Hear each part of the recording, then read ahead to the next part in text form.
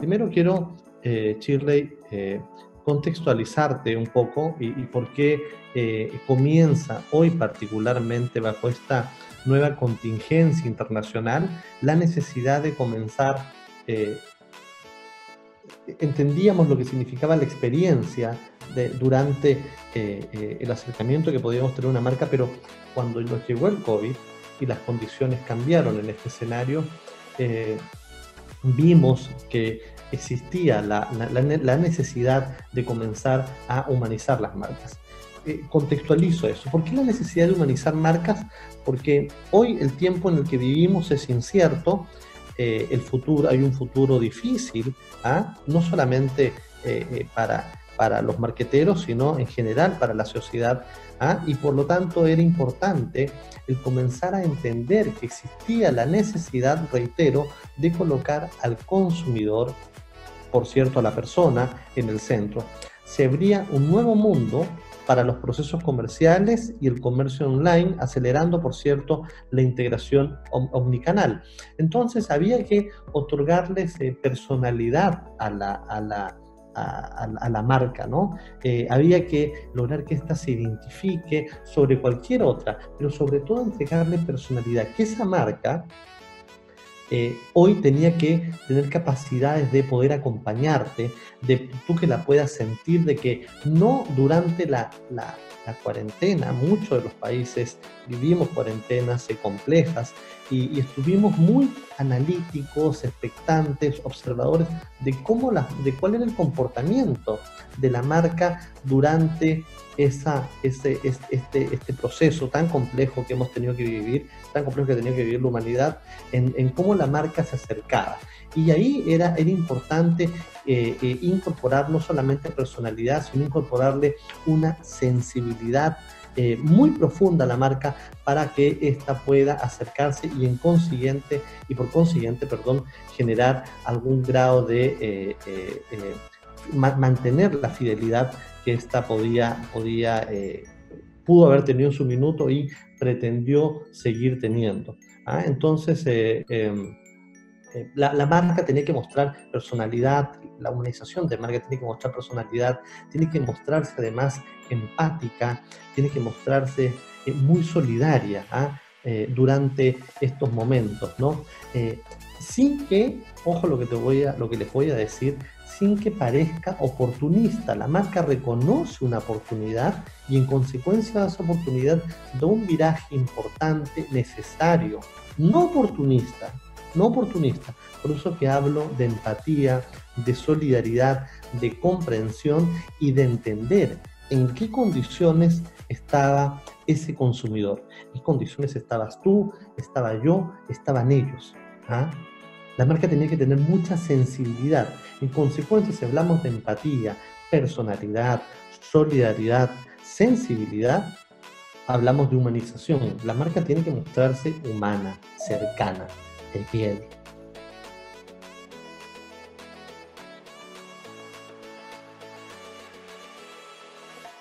Sí, sin duda, lógico.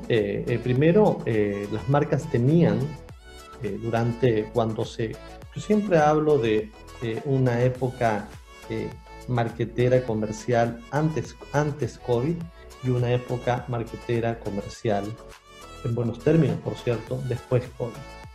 Entonces, en esta época después COVID, ¿ah? O durante el COVID, más que después, durante el COVID, eh, para hablar del concepto de humanización de marca, las marcas tenían que incorporar algo fundamental, que es una característica humana. Si hablamos de humanización de marca, tenemos que entender al consumidor en su condición más básica, más elemental, más sensible.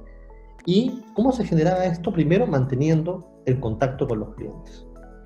¿Ah? El hecho de que no significa de que, no por el hecho que existe una parálisis en el mundo comercial, económica, ello no podía entenderse como que había que alejarse de los clientes. Por el contrario, la marca debía esforzarse por acercarse al cliente, por seguir manteniendo el contacto de ellos, pero de manera amigable, inteligente, empática, ayudándolo a pasar la cuarentena, diciéndole, oye, estoy acá, ¿Qué necesitas? Reforzando, por ejemplo, cuestiones básicas o normas básicas para la convivencia con el COVID.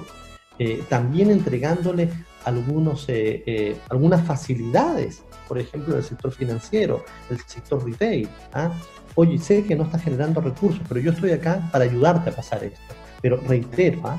Mucho cuidado con confundir el oportunismo con oportunidad ahí. ¿Ah? Ok, ¿qué va a pasar con la cuota que te voy a fraccionar? ¿Te voy a aplicar el mismo interés?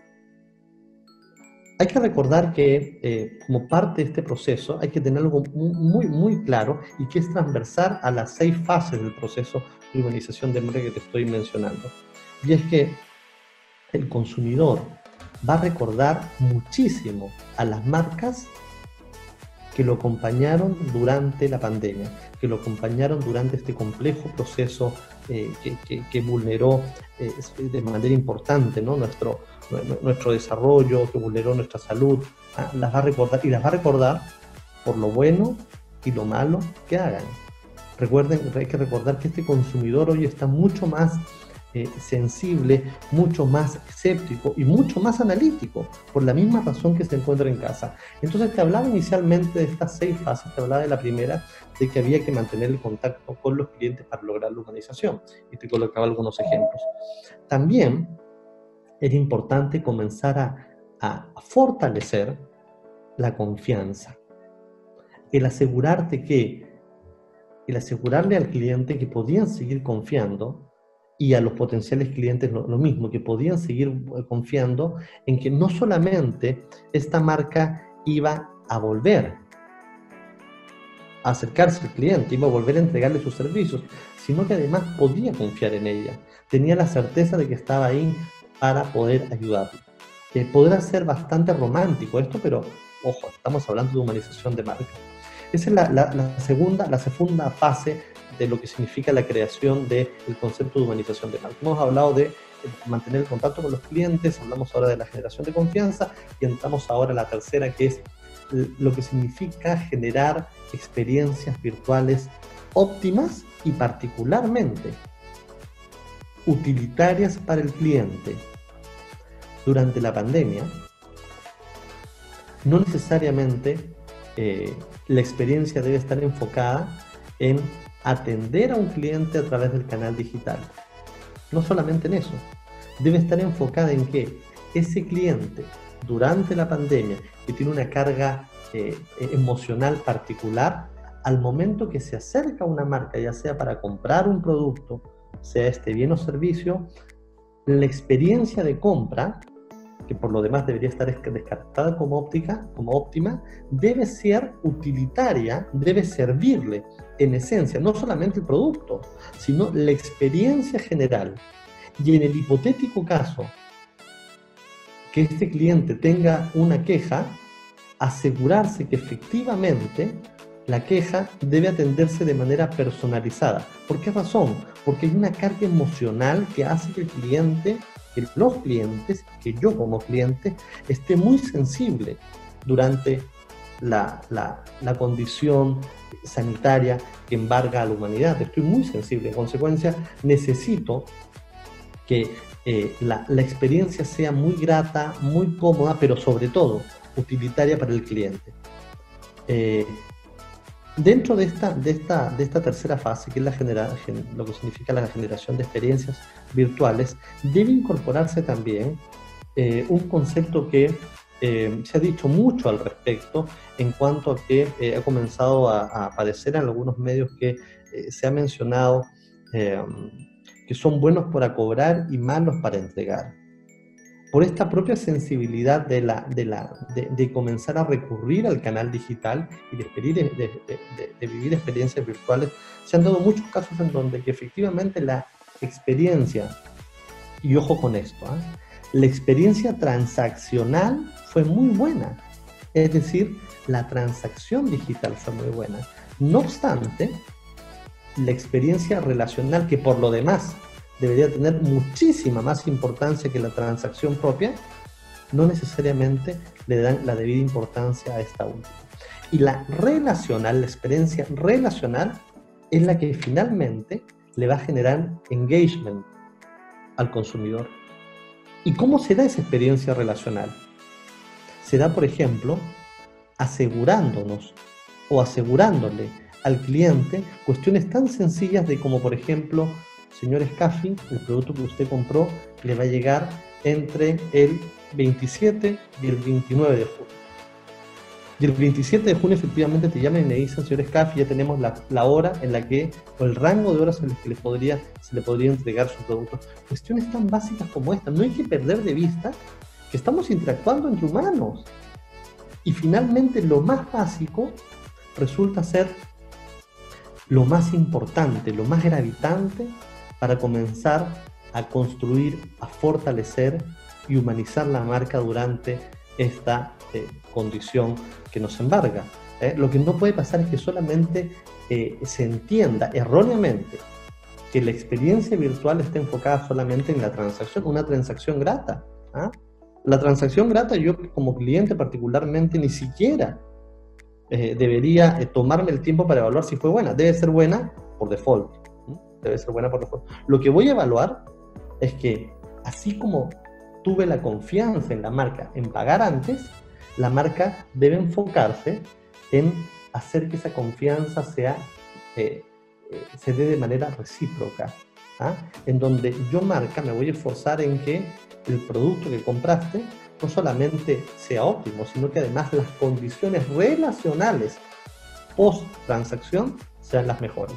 A eso me refiero con la tercera fase, genera experiencias virtuales. Hemos hablado de la 1, mantener el contacto con tus clientes; la 2, generar confianza; la 3, generar experiencias virtuales.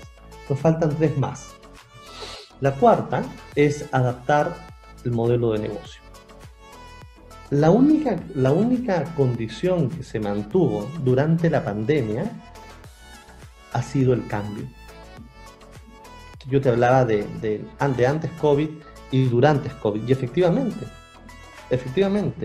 ¿qué es lo que se mantuvo acá? El cambio constante. Hasta el 16 de marzo, 15 de marzo, 14 de marzo trabajábamos en las oficinas y pensábamos que íbamos a volver a las clases presenciales, en nuestras cálidas y confortables aulas, riéndonos, conversando y viviendo la magia de la experiencia del dictado de clases, ¿no? Y por cierto, las empresas moviéndose de manera regular, y todo cambió. Todo cambió.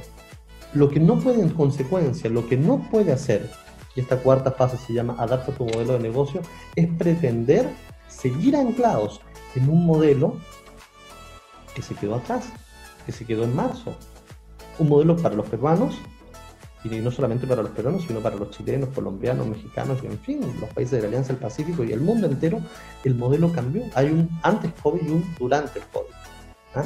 Y aquí no hay espacio para tener conductas o posturas reticentes respecto de lo que significa ingresar al canal digital. La nueva normalidad, esta normalidad diferente, llegó. Y llegó para quedarse. No hay espacios acá para dudas. Nos tenemos que sumar al canal digital. El cambio lo tenemos que incorporar de manera permanente. Hoy el cambio es constante y, consecuencia de este cambio, ojo aquí con los emprendedores, con algunas empresas y finalmente con la pequeña y la mediana empresa, que son los que hacen el país, un mensaje a ellos. Y ese mensaje es que deben incorporar no solamente la gestión de cambio como tal, sino además una condición fundamental, que es la negociación constante y permanente. Hoy es todo negociable, hoy todo es conversable y en consecuencia revisable. ¿Por qué razón? Por esta condición gravitante del cambio. Si no entiendo eso, me va a costar muchísimo poder comprender lo que significa incorporar esta negociación. Las condiciones cambiaron. Si las condiciones cambian, hay que generar espacios y reflexiones, por cierto, para lo que significa comenzar a negociar lo que pudimos haber negociado antes o lo que creíamos que estaba cerrado. No nos podemos resistir a no incorporar modelos de negociación. Hay que ajustar modelos de negocios o hay que adicionar líneas de negocio. Fíjense cuántas organizaciones cambiaron de rubros. y otras tristemente tuvieron que cerrar. Entonces, acá el margen de error es cero, ¿eh? O cambias y negocias o no existes. Consecuencia de ello es la cuarta fase de la humanización, que es adaptar tu modelo de negocio. Vamos con la quinta fase, y esta la hemos denominado como ideas, formas innovadoras para vender tu producto. Hay que recurrir al ingenio. El ingenio y la condición de emprendedores en el Perú, yo diría que radica en la epidermis del grueso de los peruanos. ¿Ah? El Perú es una nación emprendedora en esencia, tiene un tremendo espíritu emprendedor que radica en su epidermis. En consecuencia, la innovación, hoy los emprendedores no son los mismos de los 80, hoy el emprendedor está formado, está educado, es un profesional de primer nivel. En consecuencia, comenzó a migrar de ser un emprendedor reactivo a ser un emprendedor proactivo. Este emprendedor proactivo no necesariamente emprende para cubrir necesidades como era el reactivo, sino que emprende para innovar, para mejorar. Entonces, mucho más ahora, con esta contingencia internacional que nos embarca, se hacía altamente importante el incorporar la innovación como un proceso fundamental al momento de comenzar a acercarnos y entender así de esa manera. Era lo que necesitaba este cliente durante la cuarentena, noventena, como fuera, ¿ah? Donde estaba en sus hogares sin poder salir. Había que entenderlo, y era muy importante para ellos nuevamente incorporar lo que significa la innovación al momento de comercializar productos dentro de las plataformas digitales. Finalmente, no por ello menos importante, la última fase era aquella que se refiere al inicio lento pero seguro. Dicho con una frase muy antigua, empezar a caminar nuevamente con pies de plomo, con mucha seguridad.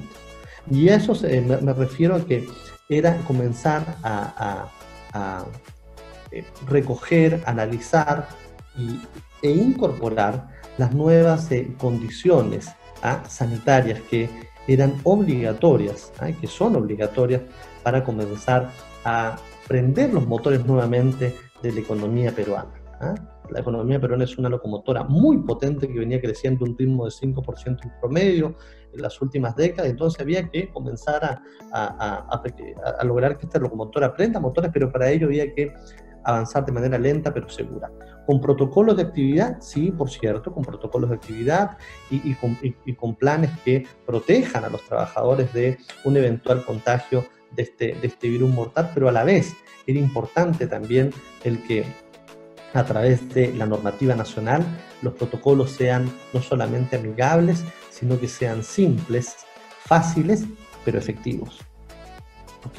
Entonces era importante incorporar el inicio lento pero seguro también, y en esta misma línea de inicio lento pero seguro es gravitante que las organizaciones entiendan que cualquier error durante este proceso, durante el COVID, al que denomino durante COVID, cualquier situación que pueda ser mal interpretada por el consumidor iba a afectar muchísimo la imagen.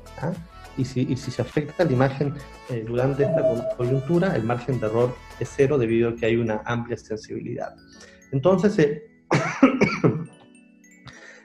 resumo, para lograr esta humanización de imagen hay que incorporar el mantener el contacto con los clientes, generar confianza, generar experiencias virtuales, adaptar el modelo del negocio, formar e incorporar la innovación como tal y un inicio lento pero seguro.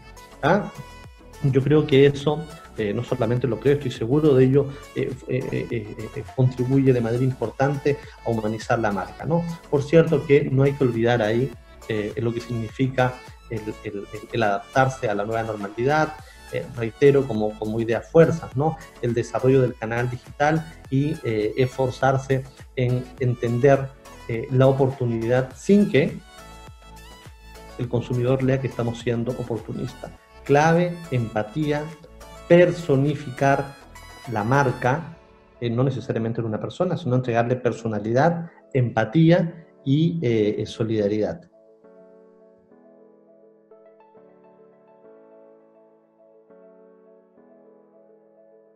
no puedo hablar de marcas en particular, pero sí me puedo referir a sectores. ¿Ah? Y yo creo que hay sectores sin duda que han contribuido muchísimo, por lejos el sector financiero ha sabido cómo comprender, y algunos bancos de ellos han sabido cómo comprender la situación que vivían los consumidores, entregándoles, por ejemplo, nuevas condiciones para repactar sus créditos. No hay que ver ahora, claro, cuáles son las tasas el refinanciamiento de estos. También te podría mencionar sectores, por ejemplo, básicamente la industria del supermercadismo, cómo entendió esta situación y cómo la afrontó, ¿no? Pero básicamente en el supermercadismo ahí yo particularmente destacaría el tremendo esfuerzo que realizó la gente de los supermercados. Fue realmente maravilloso y que muchas veces pasa desapercibido. O sea, imagínense ustedes durante el foco más alto de contagios, el cajero, la cajera,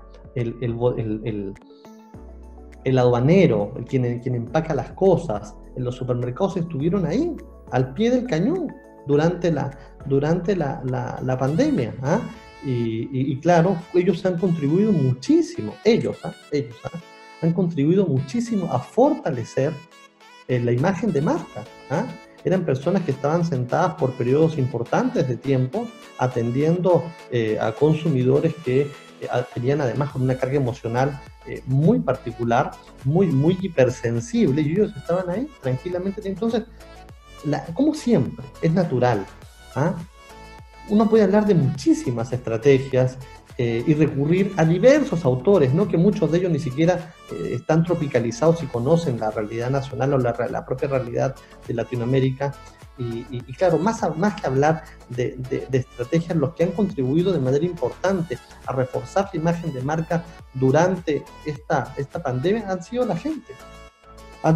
Con la gente me refiero a todas las trabajadoras y trabajadores de las marcas que estuvieron ahí cuando requerimos de ellos. Más allá de los ejecutivos. Los ejecutivos estamos muchas veces en una posición muy cómoda, ¿no? Hacemos una mirada de balcón, pero lo que importan finalmente es la cara.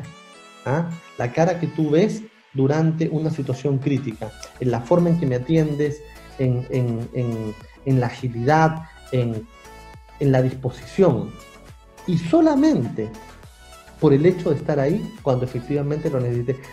Hago una pregunta: ¿qué hubiese pasado si los dependientes de los supermercados, suena tan fría esta palabra dependiente, del cajero, de la cajera, del carnicero, de las personas que hacen aseo en las calles, que limpian las calles, por cierto, los policías, las Fuerzas Armadas, ¿qué hubiese pasado si no hubieran estado?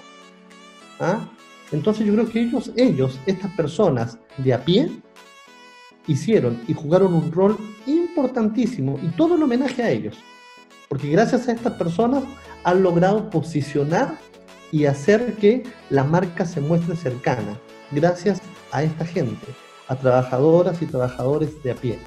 Entonces yo, mira, más que mencionar a marcas, mi reconocimiento yo creo que es hacia ellos, ¿no? Sin duda que, claro, las marcas importantes marcas se comenzaron a adecuar, incorporaron protocolos importantes, recurrieron al canal digital, pero siendo crudo en mi análisis, la verdad que lo tenían que hacer. O sea, si no lo hacían, dejaban de existir. O sea, tenían que recurrir al canal digital porque era la tendencia, porque era la obligación. Tenían que innovar y ser sensibles, porque si no lo hacían, perdían clientes. Entonces, claro, si la pregunta fuera, ¿reconozco las estrategias en algunas marcas? Sí, las reconozco, sin duda. Pero yo creo que el gran trabajo acá fue básicamente el rostro humano detrás de la marca. Finalmente, de los trabajadores y personas de a pie. O sea, no necesariamente me voy a sentir yo más cómodo como consumidor si una marca tiene incorporado todos sus protocolos sanitarios. Pero ojo, no necesariamente debería felicitar a la marca porque los incorporó. Es una condición natural, y más que natural, perdón, es una condición obligatoria. Los tiene que tener, porque si no los tiene no puede funcionar. ¿Me entienden? Entonces hay que cambiar el chip ahí un poco en nuestra condición de consumidores. ¿Ah? Lo básico y lo elemental es y debe ser visto como una condición natural. ¿Ah? Nosotros como consumidor apostemos primero a un estándar de servicio. ¿Ah? Un estándar de servicio. ¿Ah? Y claro, lo que nosotros como consumidores debemos reconocer, o yo particularmente reconozco, finalmente es las 6 fases dentro de las que hemos estado hablando, ¿no? Sobre todo la experiencia humana, ¿no? Ese servicio que no puede ser, por más que uno pretende estandarizarlo, por la cuota que le pone cada trabajador, ¿ah? Que representa una marca, eso finalmente es lo fundamental, es lo que usted se lleva, ¿ah? Es lo que el consumidor se lleva. Los consumidores latinoamericanos tenemos una carga de prejuicios tremenda. Y para el consumidor latinoamericano, la primera impresión es la última. Es que no, la segunda impresión después de una primera mala, la segunda siempre va a ser la mejor. Eso es falso. ¿Por qué razón? Porque el consumidor latinoamericano es prejuicioso. Solamente le importa la primera impresión. Esa es la última.